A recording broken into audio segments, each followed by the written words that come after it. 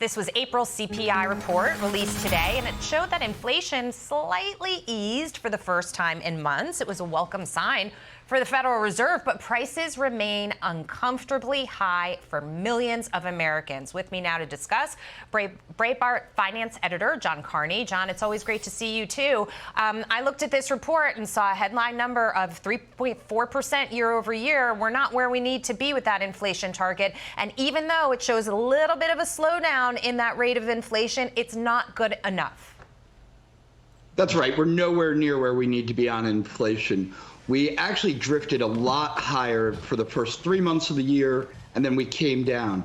But if you look at things like auto insurance, for instance, is up 22% from a year ago. So even though the headline number is down, that's really being driven down by the fact that a lot of products are coming down, meaning a lot of goods are coming down. Services inflation, the stickier kind of inflation, the inflation that the Fed is really worried about, is actually still really high, above 5%. It's not coming down fast enough. It's not going to be anywhere near the Fed's target by the time Election Day happens. And I'm afraid Joe Biden is going to have to go into this election with a massive, massive inflation problem that, frankly, they were hoping was going to go away. Yeah, and when you really think about and drill down on some of these things, compounded inflation over the course of his presidency for goods overall is almost 20%. When we're talking about energy prices, it's 40%. When we're talking about shelter prices, it's north of 20%.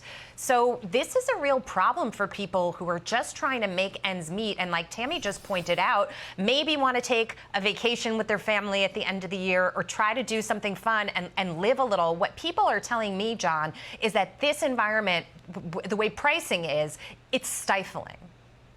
That's right. Look, we're starting to see it come up in Fed data that was just released this week on credit card delinquencies. People are maxed out on their credit cards because things became so expensive.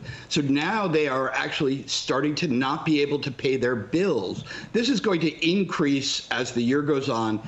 And Biden keeps telling people, no, the economy's great. You all are just crazy. Right. The truth is, people know that they are suffering. They know they are hurting. They've seen their savings get eaten away, and their wages have not kept up with rising prices. And that's one of the reasons when the people are asked, they say, this economy is really terrible and leading, even worse than Joe Biden's overall approval rating is his approval rating when it comes to economic issues. The American people say he promised to put us back into a normal economy after the pandemic, and he didn't do it. He put us into a high inflation economy. The government just kept spending. He couldn't help himself. He had a checkbook and he wanted to use it. I am running out of time, but I got to play the soundbite from Yahoo Finance about him lying about inflation again. I think inflation has gone slightly up. It was at 9% when I came in, and it's now down around 3%. But the fact is that I think people are just uncertain. And that's why we got to be steady, stay the course, and continue to produce these incredible jobs. And by the way, the pay for the jobs are outpacing the inflation rate they're paying. We're going to be able to deal with this. It's going to take a little more time, but we're just focused on it. He's done it multiple times, John, and the last time was just this Tuesday, saying that he came into office when inflation was 9%. That is a lie. It was under 2%. It was 1.4% when he came in. What is he doing here?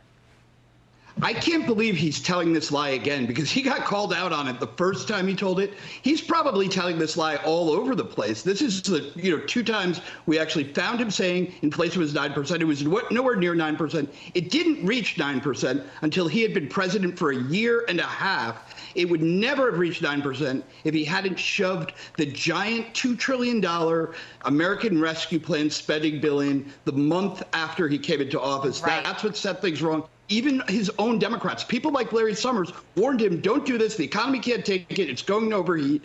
It did. And now he wants us to believe he just happened to walk into all this inflation. It's not his fault. It was a rescue plan that sunk America. We didn't need to be rescued. Thank you very much. John Carney, great to see you. Thank you.